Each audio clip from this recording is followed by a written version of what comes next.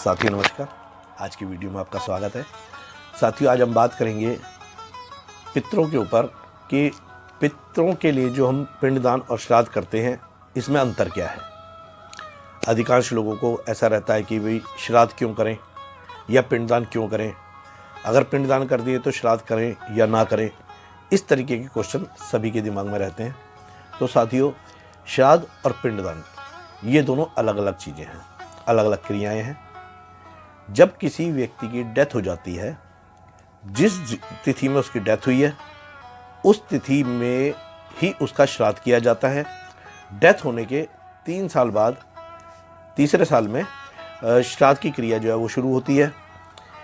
जिस तिथि को जीव की डेथ हुई है, जब पितृपक्ष में वो तिथि आती है तो उस जीव के निमित्त भोजन और जल का तर्पण ये ब्राह्मण द्वारा कराया जाता है।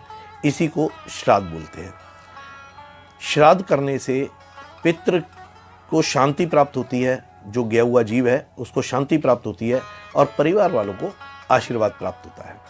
श्राद्ध करना इसलिए आवश्यक है और काफ़ी लोगों के अंदर ऐसी मान्यता है कि हमने पिंडदान कर दिए अब श्राद्ध करने की ज़रूरत नहीं है, तो ऐसा नहीं है।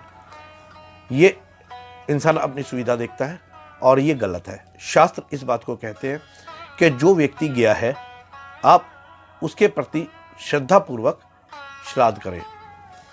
श्राद्ध जो शब्द है वो श्रद्धा से ही आया हुआ है, इसलिए श्राद्ध करना आवश्यक है। आपने पिंडदान कर दिए तब भी। अब बात आती है पिंडदान के ऊपर।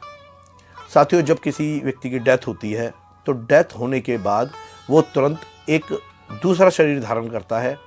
अपना ये 5 एलिमेंट्स का जो बना हुआ शरीर है इसको छोड़ करके दूसरा शरीर धारण करता है, जिसे हम सूक्ष्म शरीर कहते हैं।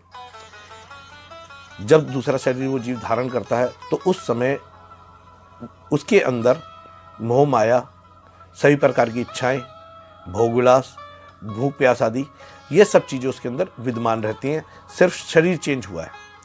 तो उस सूक्ष्म शरीर को प्रेत का नाम दिया गया है। जब किसी व्यक्ति की डेथ हो गई तब वो प्रेत हो गया।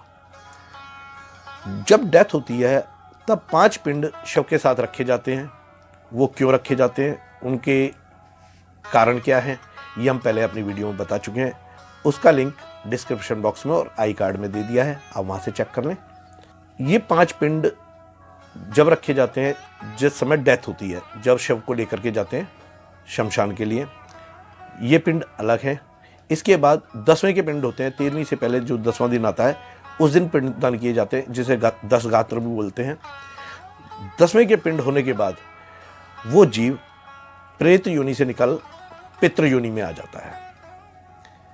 पितृ योनि में आने पर ही शुद्धि होती है। घर में 13वीं, 17वीं, 16वीं जो जिसके यहाँ जैसे विधान है तो वो उस तरीके से करते हैं और अपने घर की शुद्धि कराते हैं।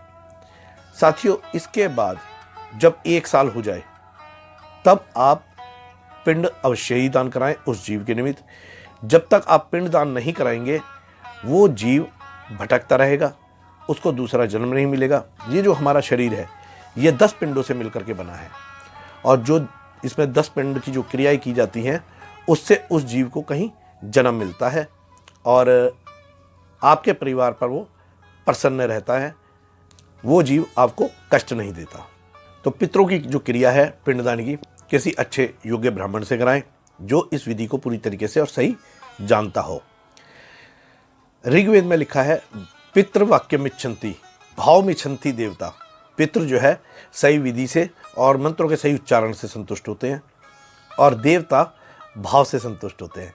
आपका जो भी भाव हो उसमें मंत्रों की या किसी विशेष क्रिया की जरूरत नहीं है। आपने जो देवताओं को भोग लगाना हो आप सिर्फ हृदय से अपने भाव रखें और उससे ही देवता प्रसन्न होते हैं। जबकि पितरों के कार्य में ऐसा नहीं है। पितरों की विधि अगर सही होगी तो पितृ स्वीकार करेंगे, वो वस्तु पितरों तक पहुँचेगी, अन्यथा नहीं।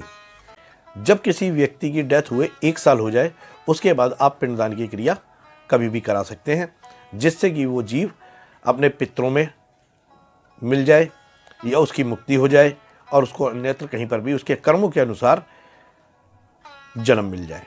यही भावना उस वक्त की जाती है, यही प्रार्थना भगवान से की जाती है। भगवान हम अपने इस पितृ के निमित्त ये पिंडदान की क्रिया कर रहे हैं, इनको इनके कर्मों के अनुसार सुख दुख और जन्म की प्राप्ति हो, भूख और प्यास की प्राप्ति हो, इनको शरीर मिले।